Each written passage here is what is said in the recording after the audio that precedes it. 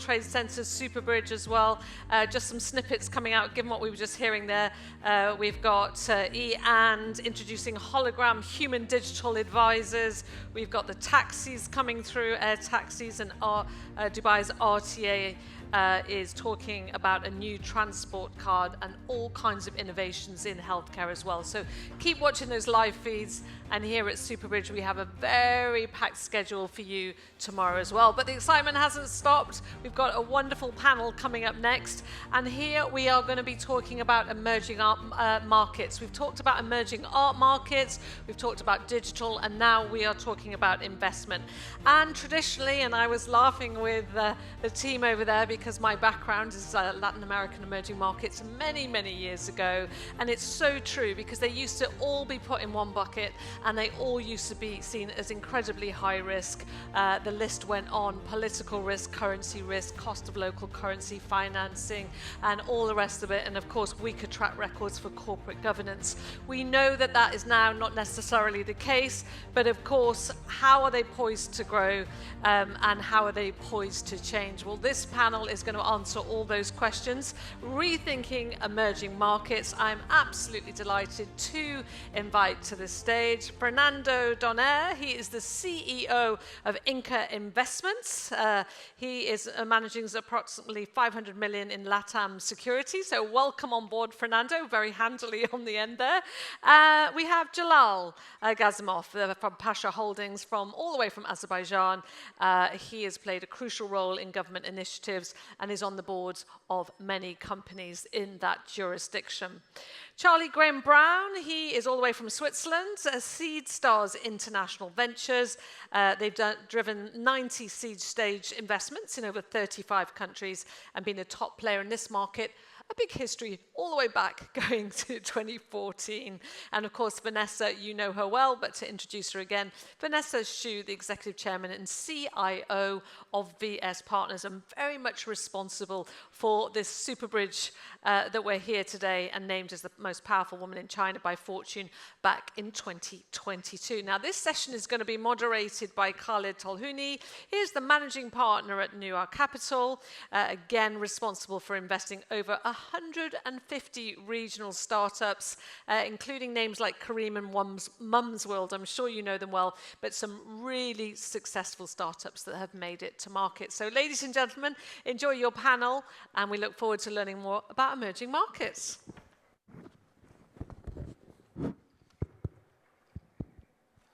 All right, well, thank you everyone for joining us towards the end of the day. We can understand that I think sometimes energy is lagging towards the end, but we'll try to make this as lively as possible for everyone. I think we have a really important topic to discuss, which is the evolution of emerging markets and how we should rethink their position in the global capital system. So maybe to start us off, Vanessa, why don't you help us explain a little on the really the disconnect between perception and reality in emerging markets? What's the issue with the positioning of emerging markets and how they're perceived kind of writ large? Thanks for the question. So I'm speaking now in the capacity of my day job. I do have a day job other than Superbridge, which I founded the first global asset allocator based in China, but invest outbound globally. So it is a unique proposition as to China itself is a part of the largest component of emerging markets, but we are doing global investment out from that region. So back to the question as to what is the disconnection between the real world, the main street, and the high street, and the Wall Street. The main street, as many of the panels this morning talked about, the real economies are deeply and increasingly deeply connected in the emerging markets in various industries, I'm sure we'll touch upon, but in the Wall Street, in financial market, altogether in collectively, emerging markets is only represented by a very small percentage, including even for larger economies from Asia like Japan. These are together less than 10% of any global portfolio, but economically and demographically, certainly it's not 10%. So that's the high level of the disconnectivity.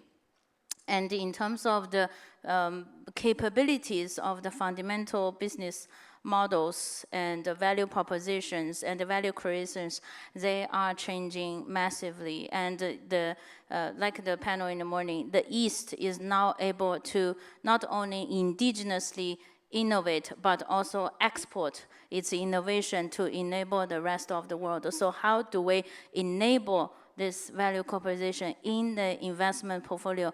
That is the new topic we need to think deeply. So I will just answer the question by stopping here and hear what the other panelists want to say. So I think like taking this idea that there's a big disconnect between basically how the financial system treats emerging markets and then the reality of economic and population growth coming disproportionately and increasingly so from emerging markets.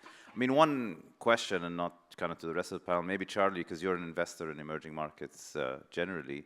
Why do you think this narrative persists? I mean, when you go to raise from LPs and when you kind of speak to other investors, no doubt this comes up time and time again. You know, emerging markets is a scary place. It's a big bucket. They put it all in one big bucket. What's kind of driving that? Is it the media? Is it like negative perception? What's causing the negative perception?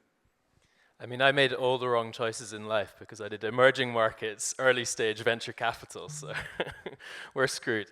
No, I mean, it's a good question. I think the starting point is probably that perception of emerging markets just being risky. And I think when you don't know something, it's scary. And I think that's what we're trying to do is basically educate people about this asset class, venture capital, plus that emerging market investment opportunity, which in my view is extremely attractive, and it is the future growth story for the next 20, 30 years. But yeah, I think it does come down to that perception. It's just about telling the story, showing the successes. I think bringing LPs into the markets, showing them firsthand what is going on, what is being built, what are the kind of challenges and opportunities, and what is the quality of the talent. Because without, I think, seeing it and touching it and experiencing it, it's very hard for people to understand. So yeah, the anecdote I always like to give is, I think one of the perceptions people don't always feel comfortable stating is, the fraud risk or the challenges on that front, which I think, again, it's a perception. And I would say, look, we've done 100 investments, all in emerging markets, 30 different countries. We've never had one issue with fraud. So, there's these perceptions that are very, very different to the reality. Yeah, no, absolutely. Maybe, Jalal, you can tell us a little bit more about the fact that there are obviously risks of operating in emerging markets. I mean, you're focused on Central Asia and Azerbaijan. Maybe tell us a little bit more, about these risks, but also how they're mitigated by the opportunity and the importance of local knowledge in making sure you address those risks appropriately. Yeah, actually, I would like to rephrase your first question. Sure, I don't think that there is underinvestment or investors do not invest into emerging markets. I think investors do invest, but like strategic investors, companies, not public, not capital markets. Yeah, capital markets-wise, it's just 10% of total capitalization. By the way, there are also reasons for it. So, for example, if you look in at Azerbaijan, BP is operating in Azerbaijan.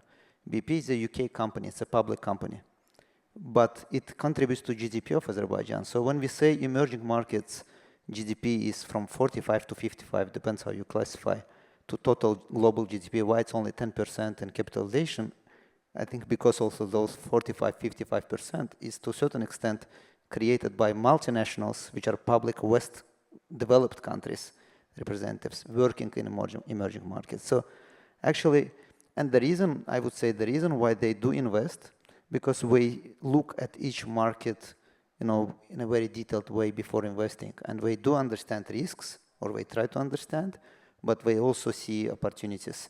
When it comes to capital markets, I believe the main reason why capital markets are underappreciating or do not appreciate emerging markets is because of mass media. And again, it creates a very negative outlook or view on emerging markets, unfortunately. And the media is, if you talk about global media, it's actually controlled by so-called developed countries or their representatives. And second, I think because unfortunately the world, I mean, we all have so much information around us, and all this excessive information does not actually let us to focus and to go deep with our analysis. So whatever we hear from mass media or from in the conference or something like that, we just take it for granted. We believe it's true. In reality, it's not. You have to actually look into fundamentals. So when you talk about markets, emerging markets, definitely there are risks, but there are, again, huge opportunities, and there are ways of mitigate.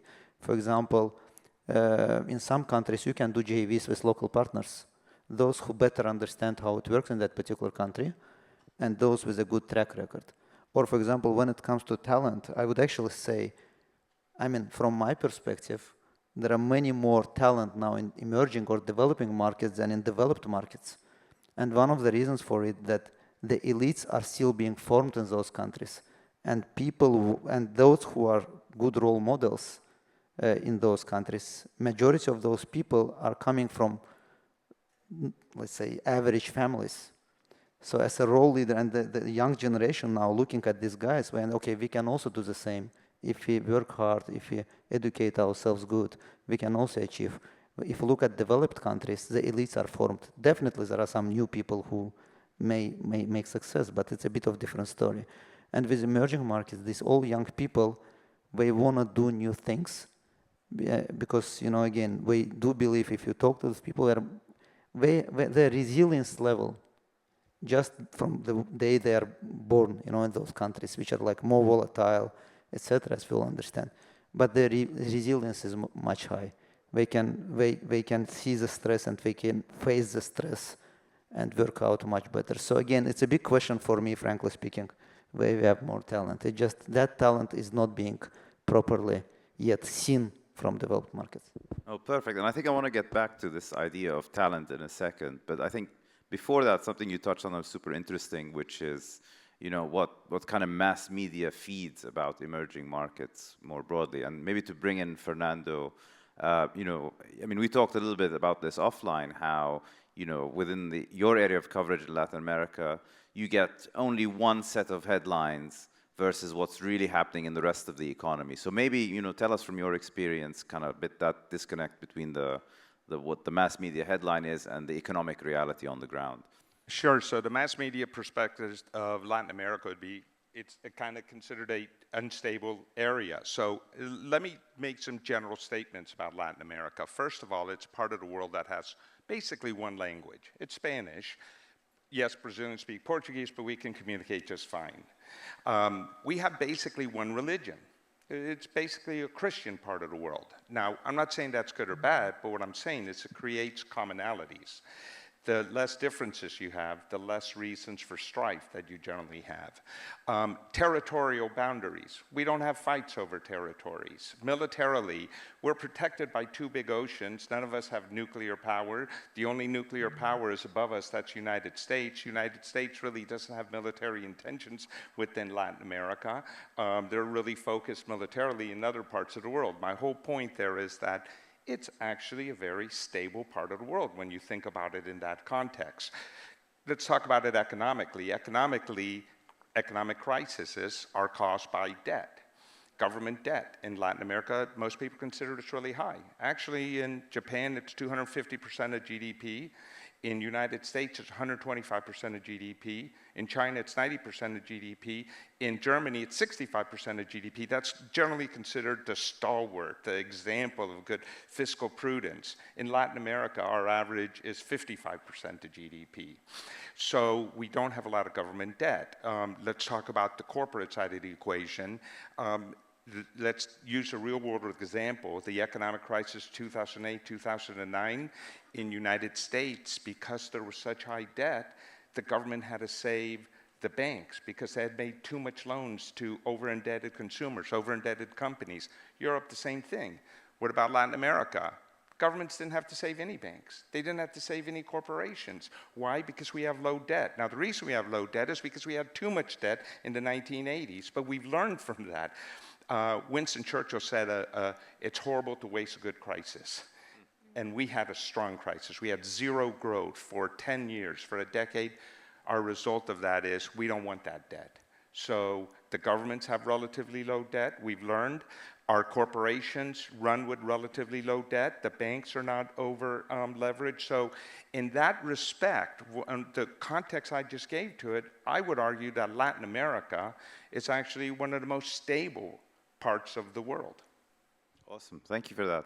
Maybe coming back to this idea of talent generally, maybe Vanessa and Charlie, what's been your experience of investing in emerging markets and finding great talent in emerging markets? Is because one thing that's mentioned a lot, and I think wrongly, is that you can't find great talent in these markets. But would love to hear from your personal experiences. Well, it's all about relativity. So I was just thinking about the question of what contributes to the disconnection between reality and the investing world. 30 years ago or 20 years ago, there was a severe talent shortage, of course, because many of the emerging markets were not opened up or in various structural issues. And because of the globalization of last 3 decades, many of these markets opened, and I myself was a beneficiary of that, and this generation of talent which are more globally educated, a lot more worldly, and learned from the best, which from technology, from various, from finance, from various, developed market skill set, talents, frameworks, toolboxes, and adopted these frameworks and toolboxes into their local ingenuity, creativity of new business models, and morphed, evolved into another version with the inbuilt of these Western toolboxes and the principles, but built a new business model on top of it. And throughout this evolutionary process, it created talent that I think across different industries, as my job lead me to research for, across different industries, these talents are not only able to handle the complexities of emerging markets and fight the very deep fight on the ground, but also able to handle the global issues and collaborate and empathize with the developed West. So this is a very interesting phenomenon that I felt deeply for this talent. So, but the vice might not be true, the other side, so that we see very competitive businesses across different industries, led by locally born but globally visioned and trained leaderships from across emerging markets. I'm talking about Vietnam, India, Latin America, wherever our research work lead us to, I see this very fundamental change. Charlie, I mean, you work primarily with entrepreneurs, so you're really working with raw talent. So, what's been your experience in the 90 plus investments you've made? Yeah, it's a good question. I mean, we have this saying that talent is everywhere, capital is not. And maybe just to tie it back to the title of this session, you gave a statistic about public markets. In the private venture capital markets, it's, emerging markets, 85% of the world's population, 4% of venture capital flowing into it. So we say, talent is everywhere, capital is not. And that's part of our raison d'être. It's why we exist. I'm not going to lie, talent is everywhere, but it's still a challenge. And I think it's a challenge everywhere, whether you're talking about emerging or developed markets, but just touching on emerging markets, it is a challenge. I think there is still, unfortunately, a bit of a brain drain because the educational institutions people with that, I guess those skill sets seek out is often, the US and the Western education systems. The good news is only about 40% of people who study abroad in the US will actually stay there. So there is a lot of people coming back, whether that's India or to LATAM or to Asia. So there is a lot of talent that's being educated and coming back. But it's still not enough. So there is a deep talent pool. There is the cost arbitrage that you have as well for the talent in emerging markets. But yeah, we can do better, and there's need for more. I think what's the other kind of accelerator of talent in the venture capital or the entrepreneurial space is the success stories. So, you know, your portfolio companies, Mum's World, Kareem, things like that. You have the mafia or that multiplier effect of one or two big success stories leading to a lot of great talent. And those success stories, you find them in Latin America, you find them in this region, you find them in Africa, you find them everywhere now. So I think it's just a matter of time. It's a long cycle, venture capital, you know, 10 years per fund, minimum 10 years for a big success story to be created. But it's happening, and I think that flywheel is spinning now. We've got to keep it going. Yep, absolutely. Maybe another area that you often hear when it comes to emerging markets is the kind of lack of rule of law, that rule of law is not really there, or, you know, something to that effect. Maybe worth talking a little bit about, you know, your experiences, whether that's true or not, and whether actually, in some sense, emerging markets are less regulated than developed markets, where in developed markets it's just hard to build things anymore, or kind of build businesses. So maybe, Gerald, why don't you tell us about that, your experience with rule of law and the regulatory regimes in these markets? And maybe Fernando, you can tell us about LATAM as well. No, I mean, telling the truth, definitely, I think the rule of law in emerging markets in general is much less strict than in developed countries. But again, and there is also still, you want it or not, there's some corruption element of it, etc., right? So it's not only the law itself, it's also how it's applied. But it depends what do you compare, because majority of developed countries have also gone through those stages. You know, when you generate your first capitalism and etc. So what developing or emerging countries go now through the stage of making some money, or, you know, for people, it's like developed countries went through maybe 50 years ago. But again, even within emerging countries, I think, again, at least where we work, and these are 5 countries, we see significant progress in the last even 5 years. And compared to 10 years, it's very different now. So definitely rule of law becomes more and more applicable, but still sometimes it's a challenge. But also, you know, if you look from another perspective, the law in these countries, I mean, the legislation itself is a bit less, it's a bit more vague, I would so there are more gray areas normally in emerging markets than in developed markets. And that's where actually you have to be very accurate, because again, it depends on the interpretation of things.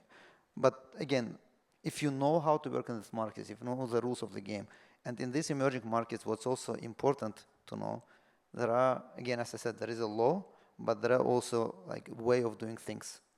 It's a part of culture, traditions, and other things. I'm not talking about wrong things. I'm just the way how it's accepted, you know, how you do. Tradition of doing business, The culture of doing cultural way of doing business. And if you know it, if you respect it, normally you don't. But again, that really requires a long-term view on the market.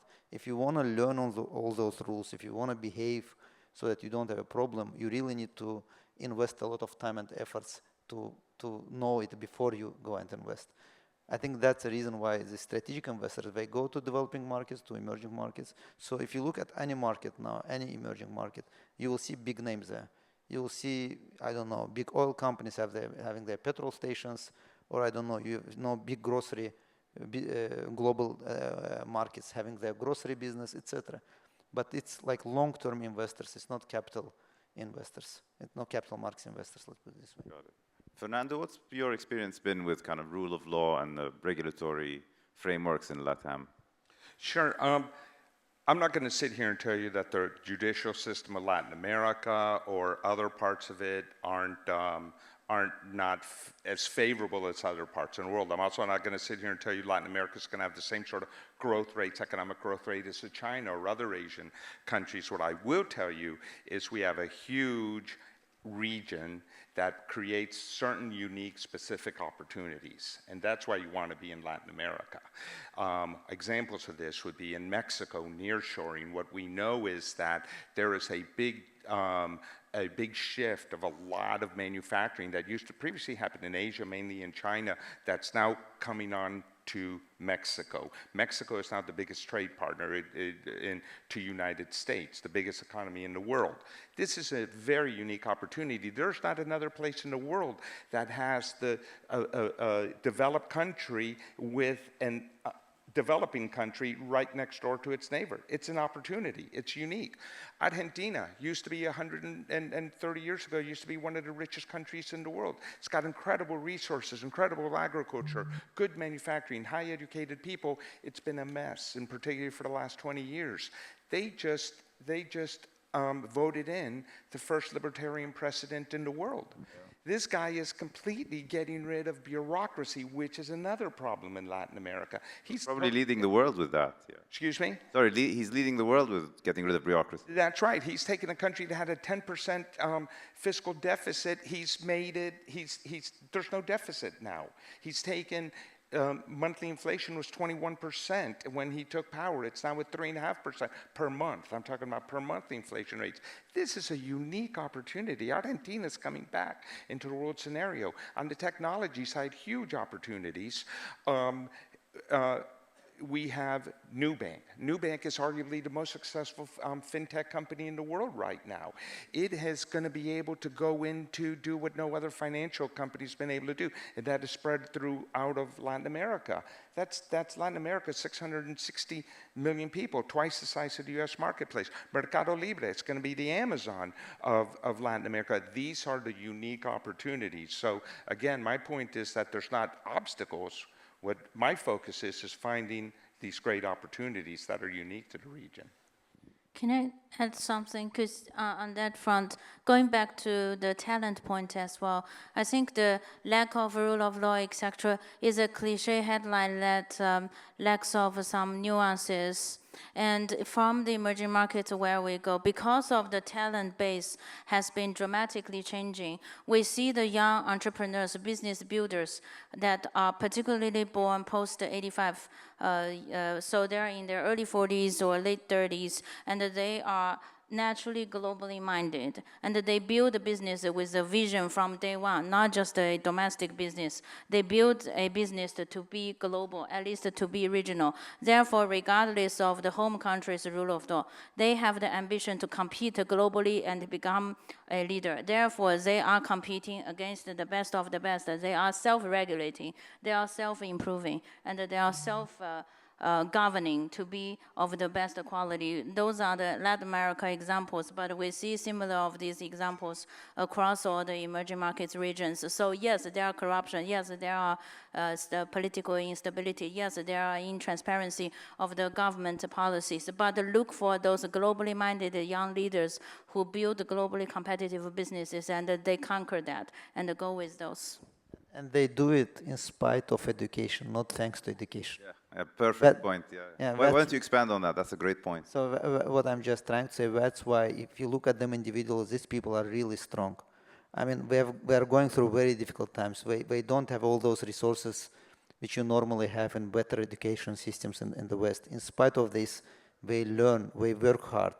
That's what I'm saying. And in this world, I think resilience is number one thing which every person needs to have, because the world is changing super fast. We will all fail. We'll do many wrong mistakes. Resilience is a skill that you need to have, not to fail really, actually to learn from that failure and to go on. I think this talent from developing countries or emerging countries, they have more of that just because their history or legacy than... Just because of the way they had to deal with adversity and the nature of their markets. Well, I think we have 3 minutes left or so, so I'd like to...